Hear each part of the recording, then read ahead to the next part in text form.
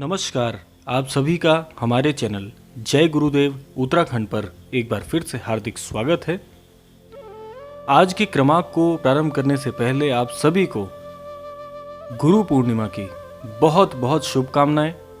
ऐसी कामना करते हैं कि आपको अपने गुरुओं से बहुत विशेष प्रेम, सद्भाव और सन्मार्ग के कई सारे मार्ग आपके लिए प्रशस्त हों और जीवन में आप सफल हों, ऐसी कामना करते हैं।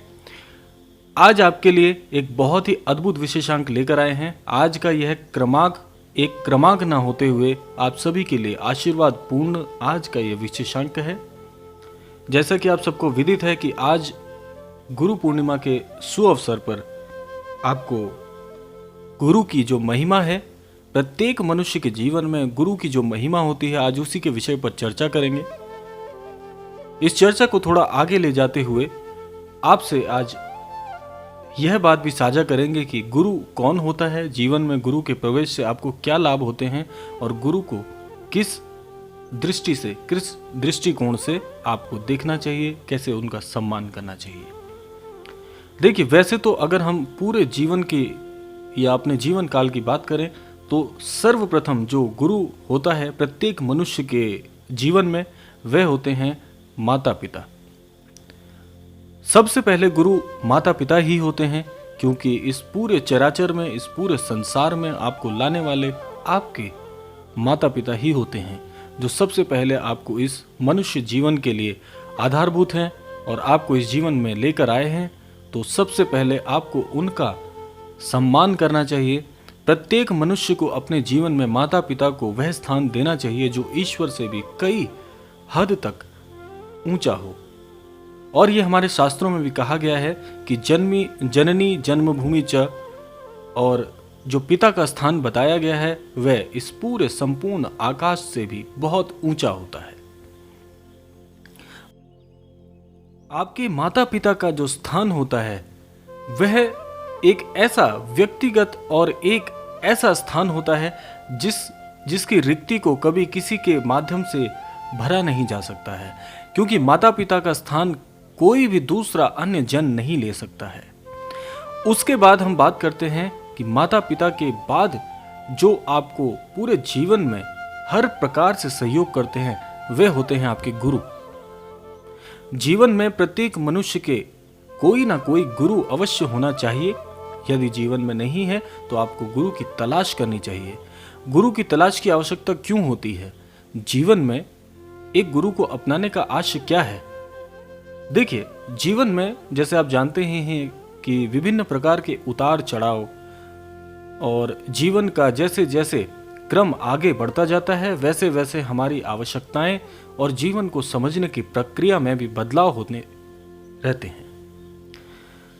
इन बदलावों को समझने के लिए आगे का मार्ग कैसा होगा, जीवन के मार्गदर्शन के लिए आपको एक गुरु की आवश्यकता होती है।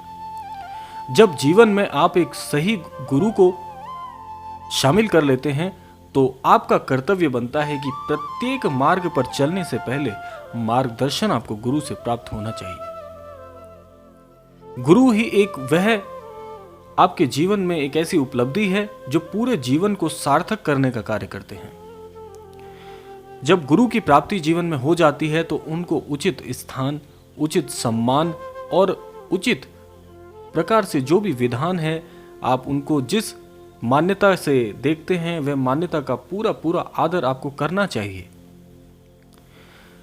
गुरु के जीवन में आने से आपका जो अंधकारमय जीवन होता है, जिसमें चाहे वह अज्ञान हो, चाहे वह जो मार्ग हैं आपके, जो आपके मार्ग प्रशस्त नहीं हो पा रहे हैं, या किसी भी प्रकार से जीवन में आप असफल हो रहे हैं, तो गुरु आपको वे मार्ग दिखाते हैं जिस अंधकार से आपको लेकर आपके जीवन में उजाला फैलाते हैं। वे होते हैं गुरु। तो गुरु को आप जब जीवन में शामिल करते हैं तो आपका प्रथम कर्तव्य यही बनता है कि उनको उचित सम्मान दें। और वे सम्मान आप कैसे दे सकते हैं? प्रत्येक गुरु, जो भी पूजनीय गुरु होते हैं आपके जीवन में, उनको सम्मान देने का एकमात्र तरीका यही है, उपाय यही है कि जो भी वार्ता आपके गुरु से होती है जो भी आपके गुरुजन आपको मार्ग प्रशस्त करते हैं, उन मार्गों का अनुसरण करना, उनके बताए मार्गों पर चलना ही उनका सम्मान करने बराबर है। देखिए, बाहरी रूप से आप कितना भी सम्मान क्यों ना दें, लेकिन जब तक आप गुरु के बताए मार्गों पर चलते नहीं हैं, वह पूर्ण रूप से आप उनको सम्मान नहीं दे पा रहे हैं। क्योंकि बहुत से जन ऐसे भी हैं जो सुनते तो सभी की हैं, अपने गुरुओं की भी सुनते हैं, माता पिता की भी सुनते हैं, लेकिन अपने जीवन में उन बताए आदर्शों को लेकर नहीं आते, उन आदर्शों को जीवन में शामिल नहीं करते।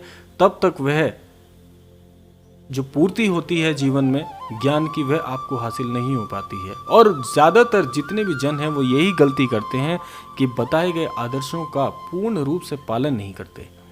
जब आप पूर्ण रूप से बताए आदर्शों का पालन करना शुरू करते हैं तो आप देखते हैं कि आपके जीवन में बिना किसी विघ्न के आपका जीवन बहुत ही शालीनता के साथ में, बहुत ही आदर्शपूर्ण होकर आपको एक सज्जन पुरुष की भांति समाज में स्थान दिलाता है।